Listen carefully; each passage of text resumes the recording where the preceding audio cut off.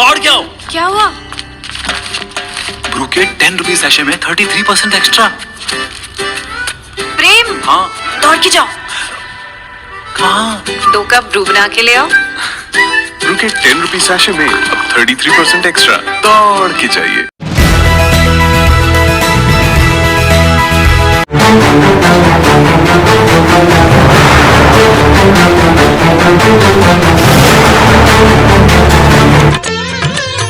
ಎಲ್ಲಾದರೂ ಇರು ಎಂತಾದರೂ ಇರು ಎಂದೆಂದಿಗೂ ನೀ ಕನ್ನಡವಾಗಿರು. ಕನ್ನಡವೇ ಸತ್ಯ, ಕನ್ನಡವೇ ನಿತ್ಯ.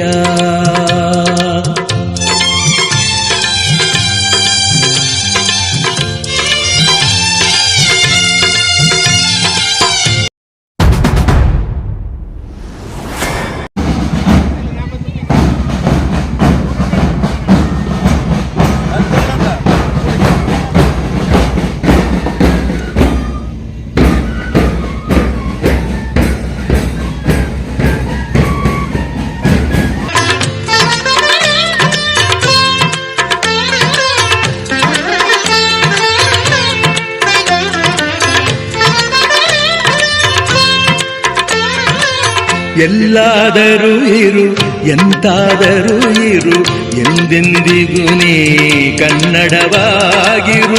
ಕನ್ನಡವೇ ಸತ್ಯ, ಕನ್ನಡವೇ ನಿತ್ಯ.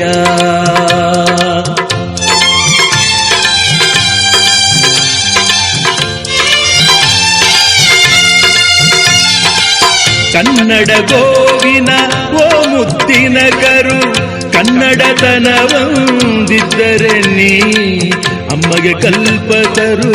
ಕನ್ನಡವೇ ಸತ್ಯ, ಕನ್ನಡವೇ ನಿತ್ಯ.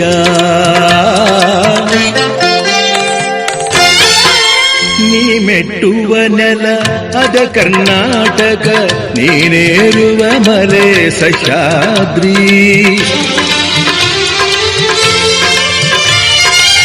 ನೀ ಮೆಟ್ಟುವ ನೆಲ ಅದ ಕರ್ನಾಟಕ, ನೀನೇರುವ ಮಲೆ ಸಹ್ಯಾದ್ರಿ. ನೀ ಮುಟ್ಟುವ ಮರ ಶ್ರೀಗಂಧದ ಮರ, ನೀ ಕುಡಿಯುವ ನೀರ್ ಕಾವೇರಿ.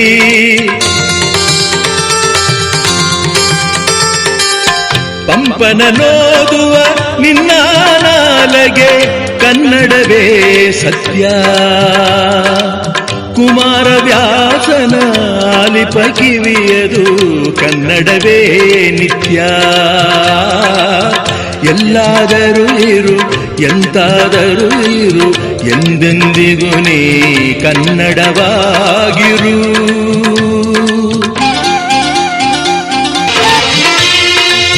ಹರಿಹರ ರಾಘವರಿಗೆ ಎರಗುವ ಮನ, ಹಾಳಾಗಿಹ ಹಂಪೆಗೆ ಕೊರಗುವ ಮನ. ಹರಿಹರ ರಾಘವರಿಗೆ ಎರಗುವ ಮನ, ಹಾಳಾಗಿಹ ಹಂಪೆಗೆ ಕೊರಗುವ ಮನ. ಪೆಂಪಿನ ಬನವಾಸಿಗೆ ಕರಗುವ ಮನ, ಬೆಳ್ಗೊಳ ಬೇಲೂರುಗಳ ನೆನೆಯುವ ಮನ. ಜೋಗದ ಜಲಪಾತದಿ ಧುಮುಕುವ ಮನ, ಮಲೆನಾಡಿಗೆ ಹೊಂಕುಳಿ ಹೋಗುವ ಮನ. ಕನ್ನಡವೇ ಸತ್ಯ, ಕನ್ನಡವೇ ನಿತ್ಯ. ಎಲ್ಲಾದರೂ ಇರು ಎಂತಾದರೂ ಇರು ಎಂದೆಂದಿಗೂ ನೀ ಕನ್ನಡವಾಗಿರು.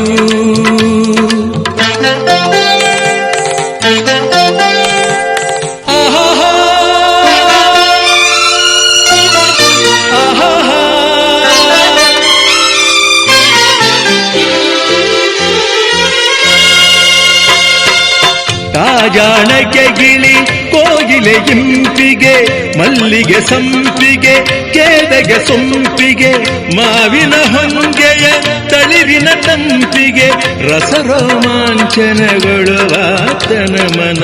ಎಲ್ಲಿದ್ದರೆ ಏನ್ ಎಂತಿದ್ದರೆ ಏನ್ ಎಂದೆಂದಿಗೂ ತಾನ್ ಕನ್ನಡವೇ ಸತ್ಯ,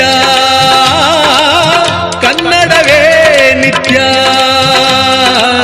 ಅನ್ಯವೆನಲದೆ ಮಿಥ್ಯ.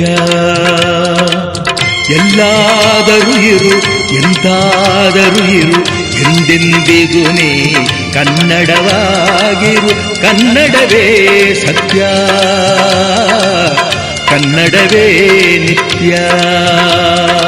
ಭಾರತ ಜನನಿಯ ತನುಜಾತೆ ಜಯ ಹೇ ಕರ್ನಾಟಕ ಮಾತೆ, ಜಯ ಹೇ ಕರ್ನಾಟಕ ಮಾತೆ, ಜಯ ಹೇ ಕರ್ನಾಟಕ ಮಾತೆ. ಬಂಧುಗಳೇ, ಇಂದು ನಮಗೆಲ್ಲ ಹಬ್ಬದ ದಿನ. 1956 ನವೆಂಬರ್ 1 ಮೊದಲು ವಿವಿಧ ಪ್ರದೇಶಗಳಲ್ಲಿ ಕನ್ನಡ ಮಾತನಾಡುವವರು ಹಂಚಿ ಹೋಗಿದ್ದರು. ಮುಂಬೈ ಪ್ರಾಂತ್ಯ, ಮದ್ರಾಸ್ ಪ್ರಾಂತ್ಯ, ಹೈದರಾಬಾದ್ ನಿಜಾಮ್ ಆಳ್ವಿಕೆಯ ಪ್ರಾಂತ್ಯ, ಹಳೆ ಮೈಸೂರು ಪ್ರದೇಶ ಮತ್ತು ವಿವಿಧ ಸಣ್ಣ ಪುಟ್ಟ ರಾಜಮನೆತನಗಳ ಸಂಸ್ಥಾನಗಳಲ್ಲಿ ಕನ್ನಡ ಮಾತನಾಡುವ ಪ್ರದೇಶ ಇತ್ತು.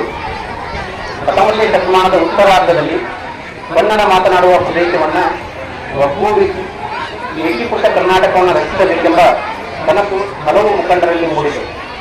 ಅಲ್ಲಿಂದ ಶುರುವಾದ ಕರ್ನಾಟಕ ಏಕೀಕರಣದ ಮಹಾರಾತ್ರಿ 1956 ನವೆಂಬರ್ 1ಕ್ಕೆ ಕೈಗೂಡಿತು. 1890ರಲ್ಲಿ ಧಾರವಾಡದಲ್ಲಿ ರಾಮಾ ದೇಶಪಾಂಡೆ ಅವರು ಕರ್ನಾಟಕ ವಿದ್ಯಾವರ್ಧಕವನ್ನು ಸ್ಥಾಪಿಸಿದರು. ಕರ್ನಾಟಕ ಗೃಹಪುರಿಯಿಂದ ಆಳು ವೆಂಕಟರಾಯರು ಏಕೀಕರಣ ಕಲ್ಪನೆಗೆ ಅತ್ಯಮೂಲ್ಯ ಕೊಡುಗೆ ನೀಡಿದರು. ಅವರು ಕನ್ನಡಿಗರೆಲ್ಲರೂ ಏಕೀಕರಣದ ಕುರಿತು ಆಲೋಚಿಸುವಂತೆ ಮಾಡಿದರು. ಭಾರತದ ಸ್ವಾತಂತ್ರ್ಯ ಹೋರಾಟದ ಜೊತೆಗೆ ಕರ್ನಾಟಕದ ಏಕೀಕರಣ ಹೋರಾಟವೂ ಸಾಗಿತ್ತು. ರಂಗನಾಥ್ ದಿವಾಕರ್ ಅವರು ಹೇಳುವಂತೆ 20ನೇ ಶತಮಾನದ ಆರಂಭದಲ್ಲಿ ರಾಜಕೀಯ ರಂಗವನ್ನು ಪ್ರವೇಶಿಸಿದ ಯುವಕರು 2 ಕನಸುಗಳನ್ನು ಕಟ್ಟಿಕೊಂಡರು. 2 ಭೂಪಟಗಳನ್ನು ತಮ್ಮ ಕಣ್ಣ ಮುಂದೆ ಇಟ್ಟುಕೊಂಡರು. ಒಂದು ಭಾರತದ ಸ್ವಾತಂತ್ರ್ಯ, ಇನ್ನೊಂದು ಕರ್ನಾಟಕದ ಏಕೀಕರಣ. 20ನೇ ಶತಮಾನದ ಆರಂಭದಲ್ಲಿ ಏಕೀಕರಣದ ಕನಸು ಹೊತ್ತ ಹಲವು ಸಮ್ಮೇಳನಗಳು, ಸಭೆಗಳು ನಡೆದವು. ಅಖಿಲ ಕರ್ನಾಟಕ ಗ್ರಂಥಕರ್ತರ ಸಮ್ಮೇಳನಗಳು ಅದರಲ್ಲಿ ಪ್ರಮುಖವಾದವುಗಳು. 1915ರಲ್ಲಿ ಕನ್ನಡ ಸಾಹಿತ್ಯ ಪರಿಷತ್ ಸ್ಥಾಪನೆಯಾಯಿತು. 1916ರಲ್ಲಿ ಕರ್ನಾಟಕ ಸಭಾ ಸ್ಥಾಪನೆಯಾಯಿತು. ಹಲವು ಕನ್ನಡ ಪತ್ರಿಕೆಗಳು ಜನರಲ್ಲಿ ಕನ್ನಡಾಭಿಮಾನ ಮೂಡಿಸಿ ಏಕೀಕರಣಕ್ಕೆ ಒತ್ತಾಸೆಗೆ ಬಲ ತಂದವು. ಕನ್ನಡ ಪ್ರದೇಶವನ್ನು ಒಂದು ಮಾಡುವ ಈ ಮಹಾನ್ ಕಾರ್ಯದಲ್ಲಿ ಹಲವು ಹೋರಾಟಗಾರರು, ಕವಿಗಳು, ಸಾಹಿತಿಗಳು ಅಪಾರ ಕೊಡುಗೆ ನೀಡಿದರು. ಡೆಪ್ಯೂಟಿ ಚನ್ನಬಸಪ್ಪ, ರಾಮಾ ದೇಶಪಾಂಡೆ, ಆಲೂರು ವೆಂಕಟರಾಯರಿಂದ ಹಿಡಿದು ಅದರ ಮುಂಚೆ ಶಂಕರಗೌಡರವರಿಗೆ ಕನ್ನಡಾಭಿಮಾನ ಮೂಡಿಸುವಲ್ಲಿ ಯಶಸ್ವಿಯಾದರು. ನಿರಂತರ ಹೋರಾಟ, ಚಳುವಳಿ, ಒತ್ತಾಯ, ಸಭೆ ಸಮ್ಮೇಳನಗಳು ಇವೆಲ್ಲವರ ಫಲವಾಗಿ ಕನ್ನಡದಲ್ಲಿ ಸಮಿತಿಯು ವರದಿಯಂತಾರ ಭಾಷಾವಾರು ಆಧಾರದ ಮೇಲೆ ಈ ರಾಜ್ಯವು ಮೈಸೂರು ರಾಜ್ಯ ಎಂದು 1956 ನವೆಂಬರ್ 1ರಲ್ಲಿ ಅಸ್ತಿತ್ವಕ್ಕೆ ಬಂದಿತು. ಮೈಸೂರು ರಾಜ್ಯವು 1973 ನವೆಂಬರ್ 1ರಂದು ಕರ್ನಾಟಕ ಎಂಬ ಹೆಸರನ್ನು ಪಡೆಯಿತು. ಕರ್ನಾಟಕ ಏಕೀಕರಣದ ಕನಸು ಕೈಗೂಡುವಲ್ಲಿ ಕನ್ನಡದ ಹೆಮ್ಮೆಯ ಕವಿಗಳು ಮನದುಂಬಿ ಹಾಡಿ ಕನ್ನಡ ಅಭಿಮಾನವನ್ನು ಜಾಗೃತಗೊಳಿಸಿದರು. ಉಯಿಲುಗೋಳು ನಾರಾಯಣರಾಯರು ಉದಯವಾಗಲಿ ನಮ್ಮ ಚೆಲುವ ಕನ್ನಡ ನಾಡು ಎಂದು ಹಾರೈಸಿದರೆ, ರಾಷ್ಟ್ರಕವಿ ಕುವೆಂಪುರವರು ಬಾರಿಸು ಕನ್ನಡ ದಿಟ್ಟಿಮವು ಎಂದು ಕರೆಕೊಟ್ಟರು. ಟಿ.ಎಸ್. ಕಲ್ಕೀರವರು ಸತ್ಯವೂ ಕನ್ನಡದ ದೀಪ ಎಂದು ಕನ್ನಡ ಅಭಿಮಾನಕ್ಕೆ ಮುನ್ನುಡಿ ಬರೆದರು.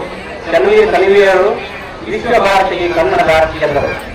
1956ರಲ್ಲಿ ಏಕೀಕರಣಗೊಂಡ ಮತ್ತು 1973ರಲ್ಲಿ ಕರ್ನಾಟಕವೆಂದು ನಾಮಕರಣಗೊಂಡ ನಮ್ಮ ಈ ಹೆಮ್ಮೆಯ ಕರ್ನಾಟಕ ಈ 70 ವರ್ಷಗಳಲ್ಲಿ ಪ್ರಗತಿಯತ್ತ ದಾಪುಗಾಲು ಹಾಕಿ ನಮ್ಮ ದೇಶಕ್ಕೆ ತನ್ನದೇ ಆದ ಕೊಡುಗೆಗಳನ್ನು ನೀಡಿದೆ.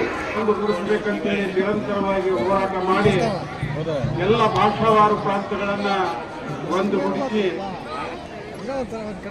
ಅವತ್ತೇ ಉದಯವಾದಂತಹ ನಮ್ಮ ಮೈಸೂರು ರಾಜ್ಯ 1956 ನವೆಂಬರ್ 1ರಂದು ಉದಯವಾಯಿತು.